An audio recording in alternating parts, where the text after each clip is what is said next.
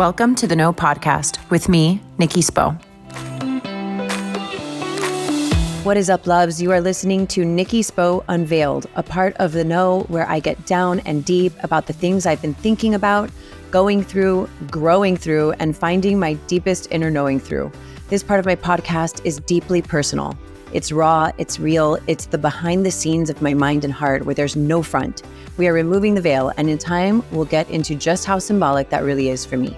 There's no more lace covering my face, no more hiding behind a version of what I'm supposed to be according to whomever. Just me, no bullshit.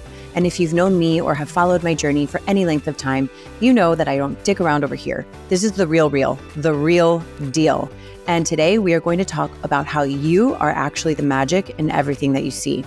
It all starts with you because the magic is you. Let's go. I really truly believe that we mirror the things around us and that we see ourselves in everything, even if we don't know that we're doing that.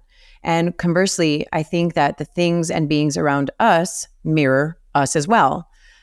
I believe that the way that we view the world around us is the way that we view ourselves. And we've all heard this before.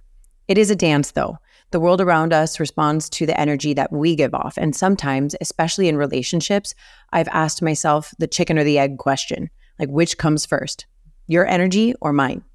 And even in the times when I've not wanted to accept my part in whatever, when I am calm and contemplative and honest, I always come back to the fact that all I can control is me. In more unhealed versions of myself, I've stayed in so many different relationships or experiences that didn't match how I felt that I viewed my life. And little by little, I found myself being influenced by those energies. This has happened to me in work environments, family relationships, friendships, and even romantic relationships all throughout my life. And I think it's human nature. It takes a lot of self-awareness not to absorb the energy of your environment. It takes a lot of self-awareness to differentiate what's yours versus what's not yours, and then remove yourself from environments that don't align with your state of being. And sometimes it hurts. Sometimes we want to hang on to the potential of that job or relationship, and letting go can be deeply painful and scary. To weigh out whether the soul cost is worth it or not can feel really, really daunting. It's my belief that when you compromise your essence to stay in any situation that is dangerous for your soul, it only further weakens your energy force and chips away at it. And because of that, we need to be hypersensitive to who we are spending our time with, what we are doing, when we are doing it, where we are, and why we are doing these things. Because everything we do with our physical body affects our spiritual body. So we need to be intentional. I can't tell you how many times I've asked myself, how have I found myself here? Like, how did I get here? WTF? Seriously, I have lost count.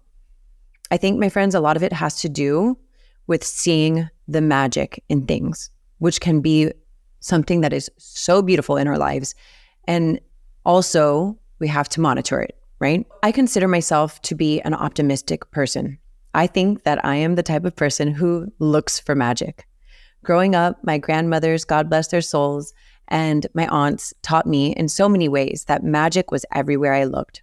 Witches. And so I like to think that I have a very magical view on life. When you go digging, you'll find dirt, right? Well, I guess it's the same with magic or anything really, because whatever you are looking for, you will find. And so even in the face of darkness and pain and abuse and trauma, my whole life, I've subconsciously looked for the magic. I don't know, maybe it was a coping mechanism. There was a Frou Frou song from the Garden State soundtrack that I used to listen to a lot in high school, and there's a lyric that says, "There's beauty in the breakdown," and I've always really felt that. I've always thought to myself that I would rather feel pain or hurt than feel nothing at all, because it reminds me that I'm alive. Okay, so if I am so optimistic and magic seeking, then how come life isn't peachy perfect? Seems pretty simple, right? Choose to see the good in everything, blah, blah, blah, barf. No, we know, my loves, that this is a spiritual bypassing if we do that. And we don't want to do that. We don't fly away from the hard things, and we don't gloss over the ugly bits. But how then, if I am a mirror and the things around me are also mirrors, do we find ourselves stuck in situations that don't feel, well, magical? And by magical, I want you to know that I mean in integrity, in its or your most authentic and pure state. Not every being is walking around in a state of enlightenment or growth or magic. Magic, however, is magnetic. It's attractive. And by attractive, I don't mean that it's just pretty. I mean that it attracts. Of course, beings are drawn to you. How could they not be? I saw a quote by C.N. Wilmot the other day, and it said, "He wasn't the person I thought he was. He was a moth dressed up as a butterfly. And what does that make me? The light." Not everyone or everything around us has magical energy. Sometimes it's just you, okay? And sometimes life throws shit vibes at you, and you get stuck, and your magic dims, and it weakens, and it becomes susceptible to scarcity and fear. It happens. It happens, and it's okay. Because the more we learn about ourselves and people without judging ourselves or others, we can begin to navigate towards safer waters where our essences are welcomed and celebrated. But that's hard to do when you're in a very non-magical rut. So here are some tips for removing yourself from non-magical energy so that you can show up in your purest, most magical form. First of all, you don't need to prove that you are magic. So you know that you are magic personified. I know that you are magic personified. Fuck who doesn't think so. Magic doesn't have to prove itself. It's kind of like faith in that way. You just know that it's there. It's yours. It is you. You have a relationship and sense of awareness of your power, and true power does not need to prove itself. It simply exists. So lose the idea that you need to prove yourself to anyone. You don't. You don't need to prove your goodness or your light. You will find the right people. You will find that the right people will be attracted to your light, and the wrong people, well, at worst, they'll try to dim your light, and at best, they'll remove themselves. Next, what do we do when people try to dim your light? We respectfully walk away. You want to be around people who want you to be more you, more in your essence, more in your power. And baby cakes, you should want that in the people you love also. You want them to be more them. That's not to say that we don't hold people accountable. I'm not saying that we don't give loved ones space to make mistakes or grow. We actually do all of those things. We allow the people we love to fuck up sometimes and grow from their experiences. We hold them accountable. We want them to win with us. That in itself is magic. The fact that you want people to win with you is magic. But making mistakes and intentionally trying to dim someone's light are two different things. The latter is manipulative. And because of my first tip, where we don't feel the need to prove ourselves, when we experience light dimmers, we simply walk away. We remove our magic from their presence. That's it. That's all you have to do. Easier said than done, right? Well, once you own your shit, and I mean all your shit, like own all of your flaws, when you admit you're wrong, when you can make amends and still say, well, flaws and all, I'm still one magical bitch, your strength might surprise you. My next tip, communicate your magic. I once saw a sign that read, be a lamp, a lifeboat, or a ladder. And I love that because it's a call to action. In short, don't hoard your essence. Give it away freely, without expectation of return. Empathize. Boost someone's day. Give the small compliment. Small acts of kindness. Pause before reacting. Smile if you feel like smiling. Say hi if you feel like saying hi.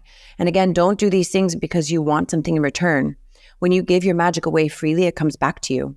Not always right away or even from the source for which you gifted it, but it always comes back.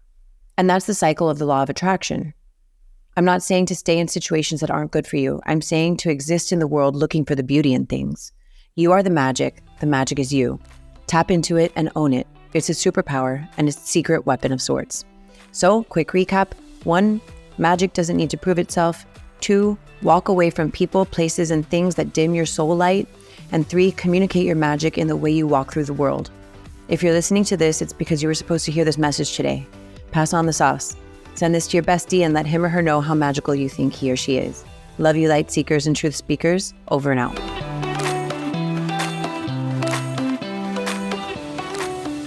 Thank you so much for listening to The Know. If you loved this episode, go ahead and share it with a friend. Words are so powerful, and someone may need to hear what we covered today. And if you really loved this episode, please take a moment to rate the show and leave a review. Your comments are so important and valued, and they give other listeners insight on what to expect on The Know. You can connect with me personally via Instagram at Nikki Spo and The Know with Nikki Spo. My hope for you today is that you are fearless in looking inward so that you can be your highest, most authentic self and go after the life of your dreams.